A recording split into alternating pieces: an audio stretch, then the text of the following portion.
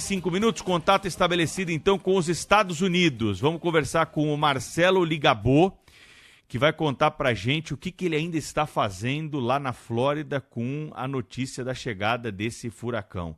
Marcelo, bom dia, se apresente aqui pro ouvinte do Pulo do Gato, é um prazer te receber ao vivo, diretamente da Flórida. Fala da cidade de onde você está falando e que horas são por aí, Marcelo?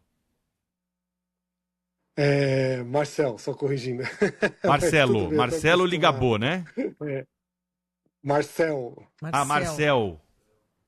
Marcel isso, Ligabô, mas tudo bem. que está conosco aqui ao vivo. Você está falando com a gente de onde, Marcel?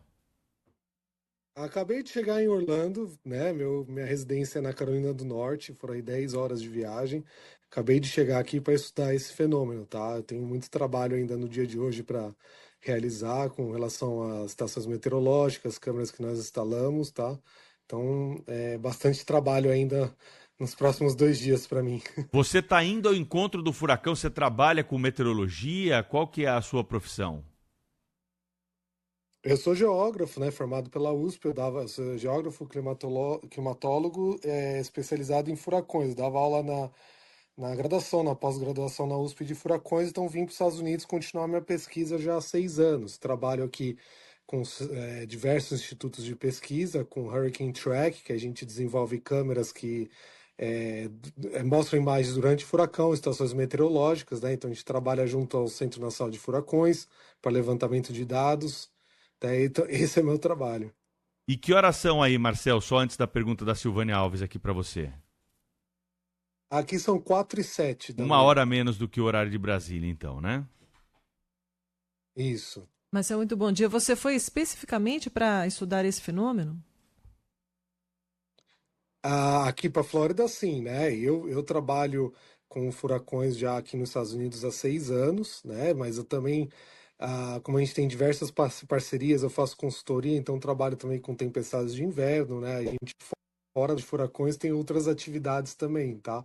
Mas nossa especialidade, eu estudo isso há mais de 20 anos, são os furacões mesmo. E o que você e os outros especialistas estão apurando a respeito desse furacão Milton, que é diferente de outros que já passaram pela região, pelos Estados Unidos? Tá, é extremamente raro você ter a entrada de um furacão perpendicularmente à costa aqui entre Sarasota e Tampa, tá? Geralmente eles vêm ali mais do Caribe, então eles margeiam o continente. Nós tivemos o Ia o ano passado, ano retrasado aqui também, categoria 4. Nós tivemos o Idalio ano passado também, categoria 4, né? Tivemos categoria 5, o Michael em 2018. Tivemos outras tempestades tão forte ou mais do que essa, tá? A questão que nos chama a atenção é que o último furacão que veio perpendicular à costa, ou seja, propicia ainda mais os alagamentos, foi em 1848 aqui em Tampa. Então, esse é o problema. Ele está vindo para uma região que é altamente povoada, tá? Nós estamos falando aí de 4 a 5 milhões em toda a região que ele vai afetar, tá? Então, assim, o mesmo furacão se passasse em outra região, né, não causaria tanto dano. O problema é o dano que ele vai causar com os alagamentos. Lembrando, o furacão é um fenômeno marinho. Ele às vezes chega em continente. Então, o problema é que ele traz o oceano com ele. Então, nós estamos esperando aí elevação momentânea do mar em torno de 15, que daria aí seus 5, 6 metros, tá? Então, é um cenário, assim, catastrófico para a faixa litorânea que vai de Tampa até Fort Myers, exatamente onde eu vou me dirigir amanhã, tá? Porque quanto mais dados nós tivermos, melhor para nós entendermos esse fenômeno. Então, a peculiaridade desse sistema é a rota dele, tá? É ele vindo perpendicular e não margeando a costa, tá? Mas tivemos outros tão intensos, ou mais intensos que ele, nos últimos 20 anos, tá? A característica é muito importante. O que é um furacão, Marcel? Por definição, um ciclone tropical, né? Na atmosfera nós temos ciclones que se formam nos polos polares, os extratropicais. Ciclone extratropical é quando vocês falam aí, ó, tá chegando uma frente fria vinda da Argentina, é um ciclone extratropical. E tem os ciclones tropicais que se formam na faixa tropical do planeta. Quando o ciclone tropical começa a intensificar os seus ventos, nós damos nomes a eles, né? Chamamos de furacões, né? Então, um furacão é um sistema de baixa pressão que se forma no mar, tá? Ele precisa do calor proveniente dos oceanos para se formar, né? E quando essa pressão vai diminuindo cada vez mais, vai aumentando a velocidade dos ventos. Então, para vocês terem uma noção, o Katrina, quando chegou em 2005 em Mississippi e na Louisiana, ele chegou como categoria 3, tá? E até hoje é o desastre mais caro relacionado a furacões na história dos Estados Unidos, tá? Você já viu um furacão de perto? Mais de 20, eu com certeza brasileiro sou o que mais tenho. Nos Estados Unidos existe uma lista, eu devo estar em 40º, um pouco na história dos Estados Unidos que mais pegou furacão. O meu companheiro, ele é o segundo na história, ele faz isso há 30 anos, então a gente está bem acostumado a estar no olho, nós temos que estar no olho ali para documentar, tá? Para pegar os ventos máximos, a pressão atmosférica. Então e porque os dados que vocês veem, às vezes, o pessoal informando, é porque tem alguém tirando aqueles dados, medindo aquilo, né? Então, nós somos uma das equipes que entram e recolhem esses dados para análises, né? Agora, eu imagino que deva ter alguma recomendação de segurança até mesmo para quem está nessa situação e nessa posição importante e corajosa de vocês. Como que é feito o trabalho de segurança? Quais são os cuidados observados para quem vai de encontro ao furacão, ao contrário da população que está fugindo dele? Primeiro, algumas áreas são inacessíveis, né? Agora, algumas ilhas aqui na a questão da costa oeste aqui da Península da Flórida já estão sendo evacuadas, tá? Então a gente não vai ter acesso e nem se tivéssemos acesso nós iríamos. Porque nessas condições do nível da água do mar subindo, ninguém sobrevive nessa situação. Então ali a gente vai ficar um pouquinho mais próximo da costa, o máximo que for possível da gente chegar, tá? Então aí fica inacessível, porque justamente é como se fosse uma mini tsunami chegando, tá? Porque não é só a elevação do mar momentânea, você tem a velocidade das ondas, tá? Então é um cenário catastrófico, não tem como sobreviver. Não é à toa que nós estamos desenvolvendo essas câmeras, essas estações meteorológicas que funcionam remotamente. Nós não precisamos estar lá, né? Na chegada próximo à costa, tá? Quando nós temos alguns furacões que estão margeando, como aqueles que eu falei previamente, aí dá até para ficar na costa, que a elevação de 1, 2, 3 metros nós conseguimos adaptar. Agora, esse que está vindo perpendicular, não dá, tem que sair, tá? Então, a última coisa que nós queremos é estar próximo ao litoral agora, porque é aquilo que eu sempre falo, o vento a gente segura. O problema de furacão não é vento, o problema é a água. 1 metro cúbico de água pesa 1 tonelada. Isso em movimento não tem construção que segure, entendeu? Então esse é o problema, é a água. 95% das perdas de vidas e financeiras vem da água, não de vento. Então, tem que sair todo mundo. A população que pode ser atingida vai conseguir sair, Marcel? É muita gente. Não, essa faixa litorânea mesmo, né? Então imagina aí, vou tentar usar alguns exemplos, vai. Se fosse em Santos, teria que ser todo o pessoal que mora ali na parte próxima à praia de Santos, né? Então pode colocar aí umas 4, 5, 6, 7 quadras da praia. Então toda essa população teria que sair, tá? Alguns ainda ficam, tá? Por diversos motivos ainda ficam, mesmo é que a gente aconselhando que saia, né? Agora você está um pouco mais para dentro do continente, aí você tem a opção de sair ou não, tá? Pergunta absolutamente leiga aqui. Você está falando em instalação de câmeras. Quando a gente pensa num furacão, o furacão leva tudo. Por que essas câmeras não vão ser levadas pelo furacão? Ou qual é a tecnologia de instalação que permite que elas não sejam danificadas e possam registrar o fenômeno e trazer mais dados para a sua pesquisa? Nós desenvolvemos essas câmeras, lógico que nós prendemos elas a estruturas mais sólidas. Às vezes a gente usa muito poste, por exemplo, para prender elas de concreto, tá? Então, assim, elas são firmes, a gente desenvolveu um jeito que não entra a água nelas, entendeu? E desenvolvemos baterias que podem durar aí a transmissão 2, 3 dias, tá?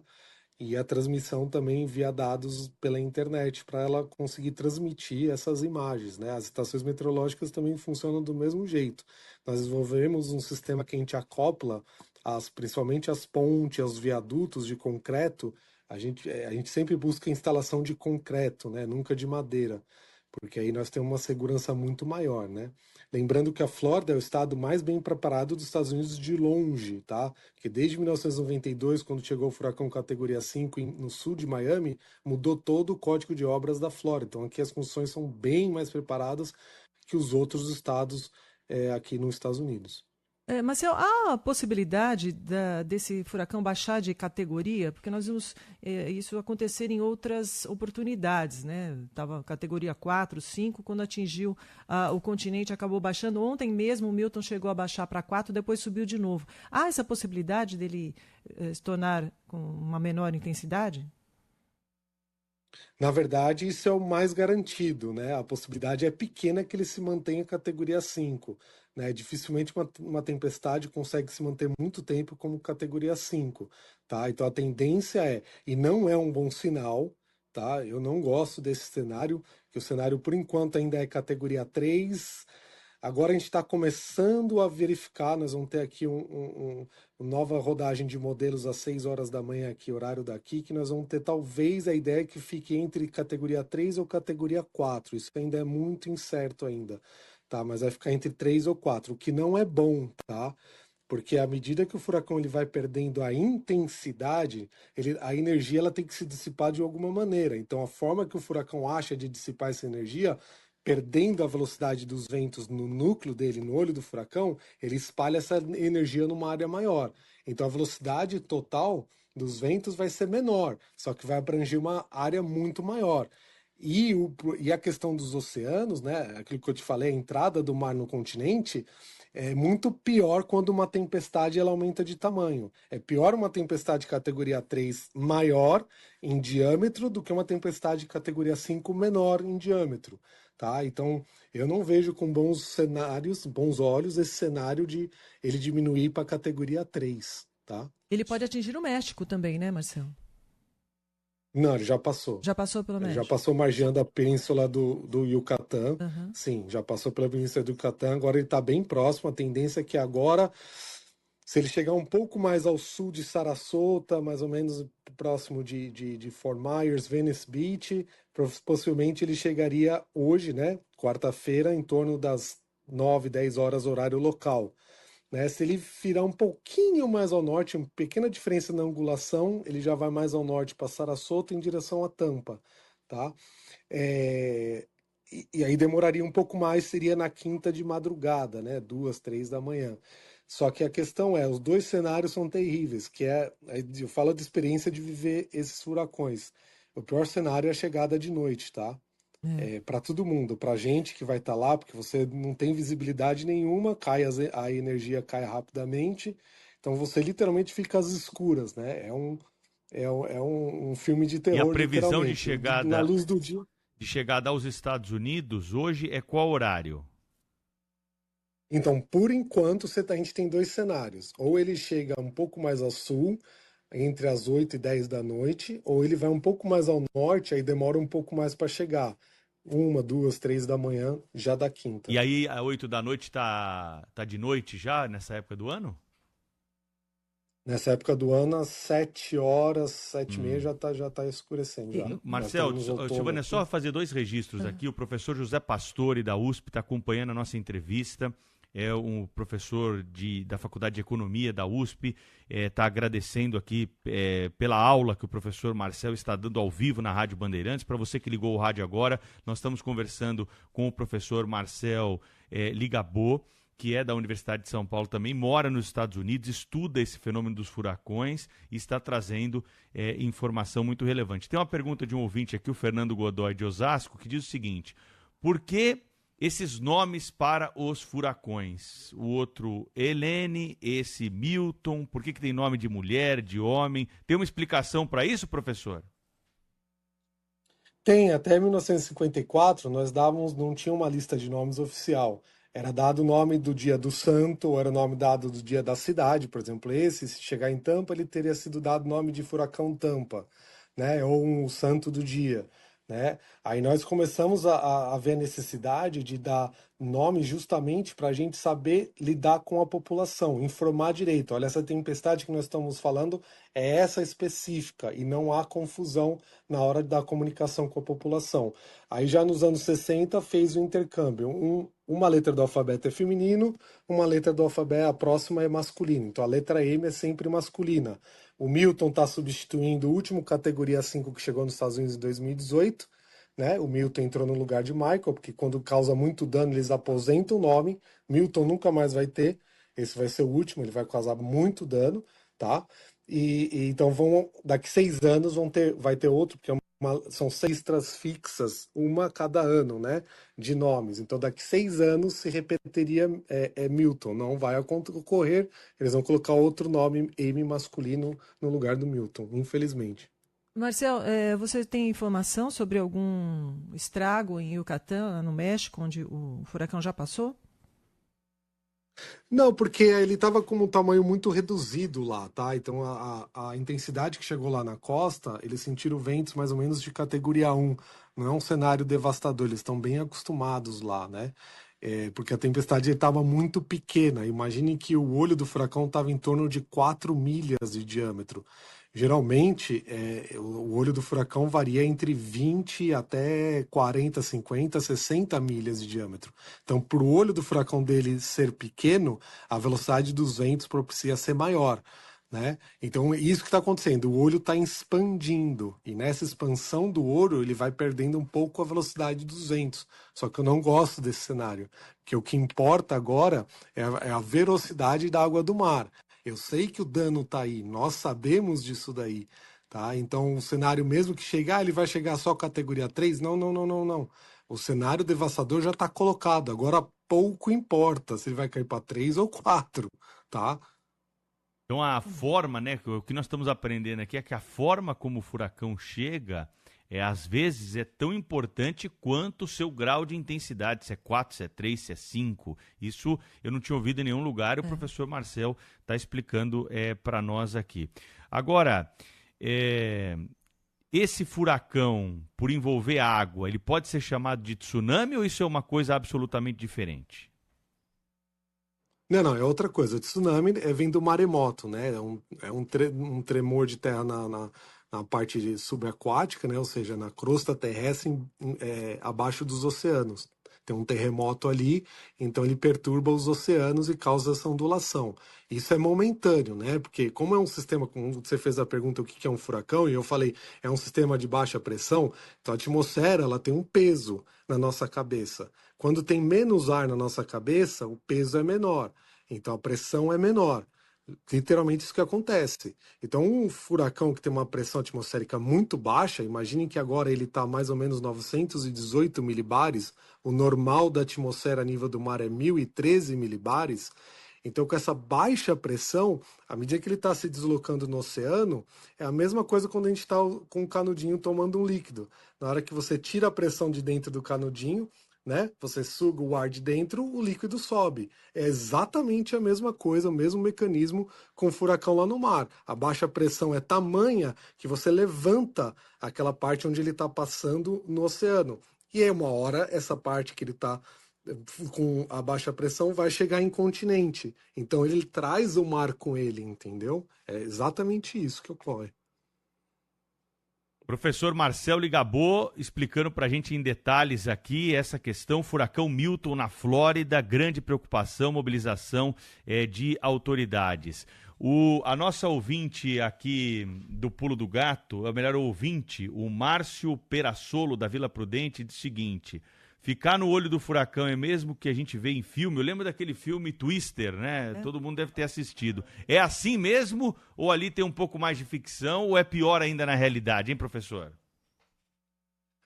Do filme do Twister são tornados, né? Então são fenômenos totalmente diferentes, tá? De outra escala. Aliás, um dos impactos que o furacão traz são a formação de tornados. Então, a porção da península aqui da Flórida, já na parte da tarde, pode sofrer a ocorrência de tornados, tá? Mas cada furacão ele tem uma identidade própria, nunca é igual, tá? Então, às vezes você tem o olho do furacão onde os ventos são realmente bem mais baixos, tá?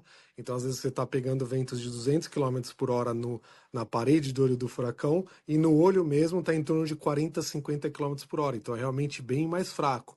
Às vezes você consegue ver o céu, tá? Às vezes tem hora que não, a chuva aí continua intensa, tá? Então, cada furacão tem um comportamento independente da sua categoria. Cada um tem a sua identidade. Marcel, por que aqui no Brasil nós não enfrentamos esse tipo de fenômeno ainda, se é que eu posso dizer assim? Enfrentamos, nós tivemos Mas não o dessa Catarina em intensidade, né? 2004. Ah, Não, tivemos? isso não é quase difícil, muito difícil socorrer, tá? O Catarina foi considerado como se fosse o categoria 2. A lista de nomes para os ciclones tropicais no Atlântico Sul é responsabilidade da Marinha do Brasil. Também tem uma lista fixa ali que são nomes baseados no Tupi, né? Agora, eu quando estava na USP, pena que a gente não conseguia verba, mas a gente achou muitas cartas sinóticas na USP sendo jogadas fora com furacões ali naquelas cartas nos anos 30 já. Tá? Infelizmente não conseguimos verbas para fazer mais estudo aprofundado sobre isso. Essas cartas foram jogadas fora, né?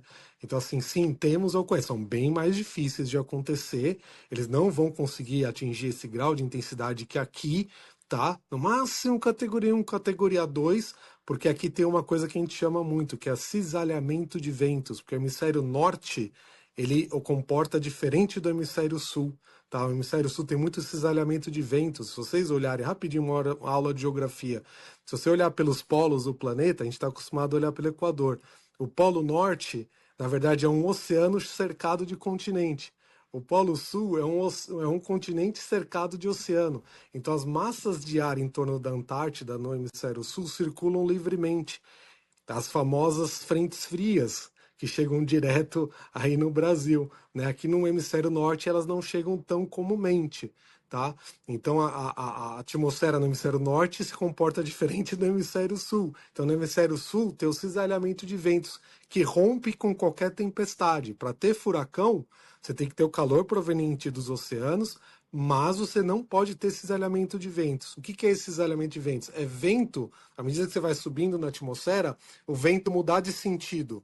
Eles têm que estar no mesmo sentido, indo para o mesmo rumo.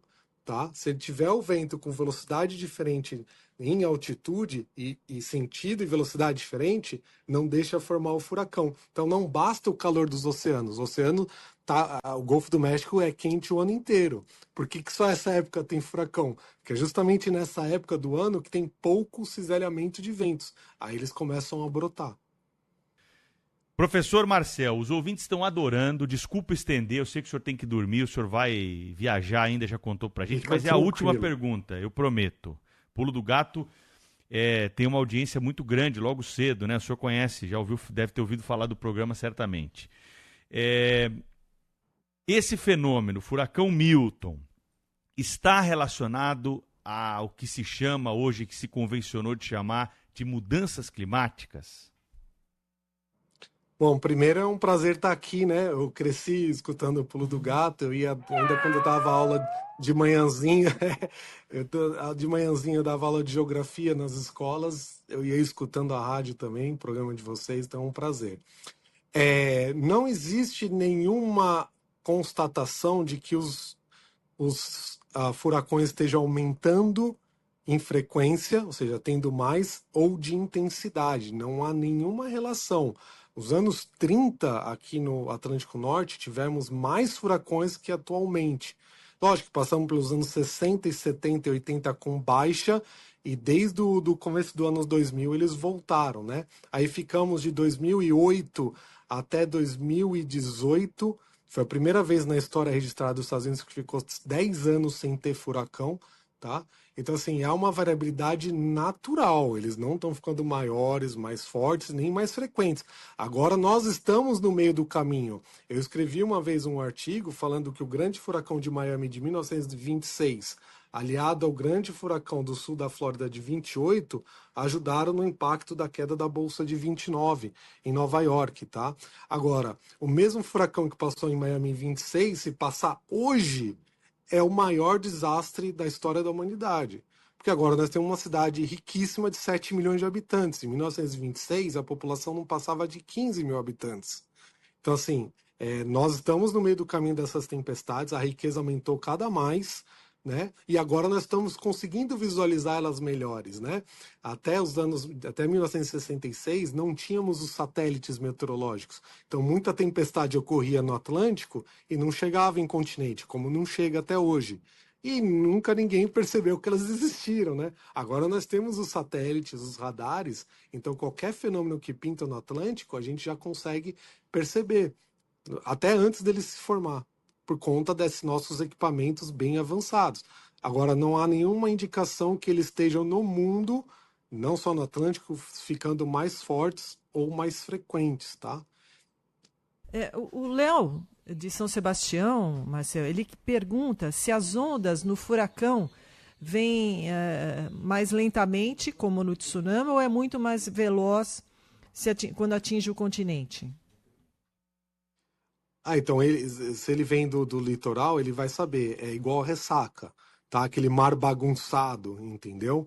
Porque é muito distúrbio na superfície do mar. O vento é muito forte e ele tem rajadas de vento que mudam o sentido também momentaneamente. Então, por exemplo, os surfistas perguntam, dá para surfar? Não, não dá, tá? É um mar todo, parece uma máquina de lavar, assim, roupa, sabe? É toda turbulento, não é com ondas altas perfeitas para surf, não. Boa analogia. Professor Marcel, como é que é a tua vida então daqui para frente? O senhor conseguiu hotel nessas cidades aí? Tem hotel funcionando? Vai ficar em algum outro local? Qual que é a tua programação daqui para frente? Bom, eu vou descansar um pouco agora, depois eu tenho que me juntar ao resto da equipe, nós ainda temos muito trabalho, muita área para cobrir. Depois eu vou passar pela tempestade pelo olho, passar a madrugada, né, no meio dela. Aí eu nem descanso. Depois que ela passar, eu vou recolher os equipamentos daquilo que a gente tiver acesso. Muitos a gente não vai ter acesso, as câmeras vão ficar lá até a gente retirar. Pode levar até dias ou semanas, tá? E algumas que eu vou ter acesso, eu vou retirar e depois voltar para minha casa na Carolina do Norte. Então serão aí 2 dias praticamente sem dormir. Muito bom trabalho, esperamos poder contar aí com os seus conhecimentos novamente ao longo da programação da Rádio Bandeirantes. Foi um sucesso, nós aqui no Pulo do Gato não abrimos, é exceção mesmo, abrir uma entrevista desse tamanho realmente é só quando a gente tem, né, alguém com o gabarito do professor Marcelo Ligabô, que gentilmente nos atendeu e vai nos atender em outras oportunidades também. Muito obrigado pela atenção, vamos falando aí pelas ferramentas tecnológicas que hoje estão. Boa sorte, cuidado. Boa sorte, mano. E esperamos aí a conclusão da tua pesquisa sobre esse furacão Milton diretamente dos Estados Unidos. Um abraço, professor. Um abraço, obrigado pela participação. Só dar um recado, eu vou transmitir ao vivo também, tá? Opa, no meu canal, tudo por favor, sobre furacões pode no anunciar YouTube. aqui. No YouTube, tudo sobre furacões, tá? Eu transmito porque eu ajudo muito a comunidade brasileira aqui, porque eles ficam desesperados, eles não sabem o que fazer. Então, eu aviso, eu tranquilizo, eu tenho grupos aqui que eu vou tranquilizando e vou informando. E eu quero trazer para o povo brasileiro um conhecimento melhor dessas tempestades, porque assim, a ciência está aqui para nos ajudar. Medo todo mundo tem, eu tenho medo, todo mundo tem medo. Mas quando a gente usa a racionalidade, a gente usa a ciência para saber quais atitudes têm que ser tomadas, a gente consegue encarar esse medo de frente. Então, eu quero, através da informação de imagens, explicando para eles o que é um furacão, talvez a gente perca esse desespero das pessoas, que é absurdo aqui na Flórida. Assim, as pessoas me ligam chorando, desesperadas, entendeu? Então, assim, eu quero trazer isso para a população. Então, obrigado pelo espaço de vocês, tá divulgando, porque a informação ela tem que ser espalhada. Olha, professor, só para o senhor ter uma ideia, eu separei uma entre muitas das manifestações que estão chegando neste momento a respeito da sua entrevista. Um ouvinte, ele se intitula aqui Zé Caminhada, mas ele diz, olha, nunca na história do rádio houve alguém com tanto conhecimento e didática para entendermos este fenômeno. Parabéns pela entrevista. É o que nós transmitimos ao senhor. Muito obrigada, viu? Obrigado, estou à disposição aqui, né? Aquilo que eu falei. O meu intuito, eu faço minha pesquisa independente disso. Eu não sou influencer, não sou youtuber. Eu só estou tentando usar meu conhecimento para fazer com que essa comunidade aqui no Brasil, brasileira aqui nos Estados Unidos, deixe de sofrer tanto como elas sofrem, tá? Porque às vezes a gente vê o brasileiro, né? Ah, tu mora no exterior, é só alegria, é só beleza. Não, é uma comunidade que sofre muito, muito trabalhadora. Então é uma forma de eu usar o meu conhecimento para retribuir de volta para a população. Grande abraço. Então conversamos com o professor Marcelo Ligabô ao vivo aqui no Pulo do Gato. Ailton Dias, depois de falar tanto aqui, vamos tomar uma água, a gente volta já. O Pulo do Gato. Bandeirantes. Rede Bandeirantes de Rádio. O Pulo do Gato. Bandeirantes.